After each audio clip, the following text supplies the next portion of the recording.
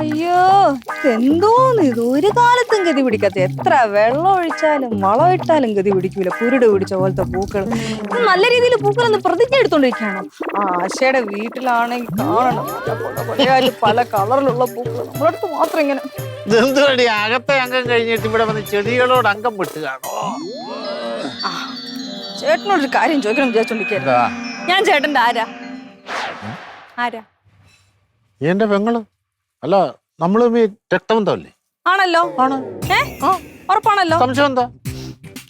നമ്മുടെ കുടുംബത്തിനെ ഒരു വിലയുണ്ട് നിലയുണ്ട് പേരുണ്ട് അത് ചേട്ടനായിട്ട് കളഞ്ഞു കുളിക്കരുത്. ഞാനെന്തോ ചെയ്തെന്നാ നീ പറഞ്ഞു? അതെ അവളുണ്ടല്ലോ ഈ വീട്ടിലെ ഒരു പേയിങ് ഗസ്റ്റ് മാത്രമാണ്. ഇവിടെ വന്ന് എല്ലാവരുടെ കാര്യം ഭരിക്കണെന്തിനാണ്? പ്രത്യേകിച്ച് ചേട്ടൻ എനിക്ക് തീരെ സൈക്കിളില്ല കേട്ടോ. അല്ല നീ ആരുടെ കാര്യം പറഞ്ഞു വരുന്നേ? ഈ വീട്ടിൽ എത്ര പേയിങ് ഗസ്റ്റുകളുണ്ട്? ശ്രീകുട്ടിയുടെ ശ്രീകുട്ടിയുടെ കാര്യം ഒന്നും അറിഞ്ഞിട്ടില്ല കുട്ടി. ചേട്ടാ ഇത് ശരിയാവൂല, ഈ പോക്ക് നല്ലതിനല്ല. ചേട്ടാ നമ്മൾക്ക് ആ വീട്ടിലെ കാര്യം നമ്മളല്ലേ അന്വേഷിക്കേണ്ടത്? വാടക കാര്യങ്ങളാണോ കയറി ഭരിക്കേണ്ടത്? അല്ലേ? എനിക്കിപ്പോ ഇത് എന്റെ വീട് തന്നെയാണോ സംശയമായി. ഞാനൊരു വലിയ വാടകക്കാരി പോലെ ആയിപ്പോയി. ഇനി അത് ചോദിച്ചിട്ടുണ്ടെങ്കിൽ ചേട്ടാ ഒരുമാതിരി ഒന്നും അറിയാത്ത പെരുമാറല്ലേ? ശ്രീകുട്ടി എന്ന് പറഞ്ഞാലേ സബ് ഇൻസ്പെക്ടർ ലിയോ. പക്ഷെ അതിന്റെ ഒരു ഗമയൊന്നും അവള് നമ്മുടെ അടുത്ത് എടുക്കത്തില്ല. നമ്മുടെ വീട്ടിൽ വരുമ്പോ നമ്മുടെ ഒരു അംഗത്തെ പോലെ അവള് പെരുമാറുന്നത്. പാവ ആള് പാവ. സബ് ഇൻസ്പെക്ടർ അങ്ങ് സ്റ്റേഷൻ ഭരിക്കലേക്ക് അവിടെ മതി, ഇവിടെ വന്ന് ഭരിക്കാൻ പറ്റും. എന്റെ വീടാണ്, മനസ്സിലായല്ലോ? ഞാനാണ് ഈ വീട്ടിലെ ഗ്രഹം. ചേട്ടാ ഇത് ഒരു നടക്ക് പോവില്ല. ചേട്ടന്റെ വില കളഞ്ഞു കുളിച്ചോണ്ടിരിക്കുകയാണ്. അത് എല്ലാവർക്കും മനസ്സിലാവുന്നുണ്ട്. ഇതൊക്കെ എന്നോട് എന്തിനാ പറയുന്നേ? ചേട്ടാ ഇത് ഉദ്ദേശം വേറെയാണ്. ഇവളിതൊക്കെ ചെയ്യണത് ചേട്ടനെ വളയ്ക്കാൻ വേണ്ടിയാണ്, എനിക്ക് ഉറപ്പാണ്.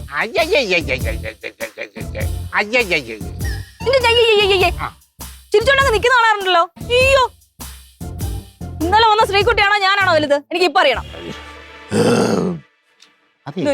ആ കുടിച്ച പാല് വയറ്റി കിടന്ന് ഇങ്ങനെ ഇളകി മറിയ.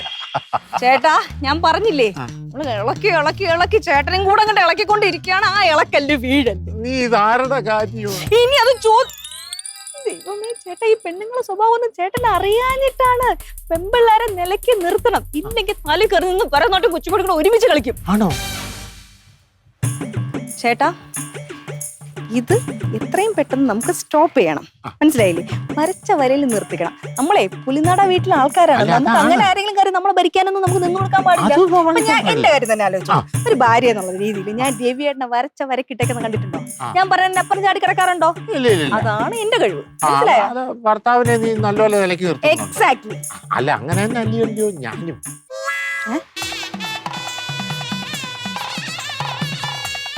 അല്ല ഇപ്പഴല്ല, കല്യാണം കഴിച്ചു കഴിയുമ്പോ ഞാനും അങ്ങനൊക്കെ അയക്കും ഒന്ന് പറഞ്ഞു വരിക. ചേട്ടൻ കല്യാണം കഴിക്കുന്നില്ലല്ലോ. എന്റെ മണിക്കുട്ടൻ ചേട്ടൻ എന്നും എന്റെ സഹോദരനായിട്ട് തന്നെ നിൽക്കൂലേ? അങ്ങനെ ഒരുത്തേക്ക് ഞാൻ വിട്ടു കൊടുക്കൂല. വല്ല മോഹം ഉണ്ടെങ്കിലേ മനസ്സിൽ വെച്ചേരെ.